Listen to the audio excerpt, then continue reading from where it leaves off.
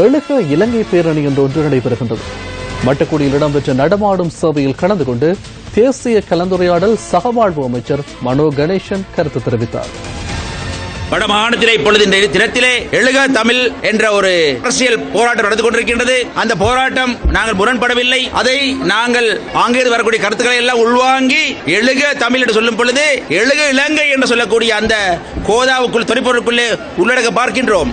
எழுக இலங்கை என்று சொன்னால் எழுக தமிழ், எழுக சிங்களம், எழுக முஸ்லீம் எல்லோரும் உள்ளடக்கும் செயல்பாடாக இருக்கின்றது. ஆகவே எல்லோரும் ஒன்றாக எழுதி வைக்க வேண்டிய காலகட்டம் உருவாகி இருக்கின்றது.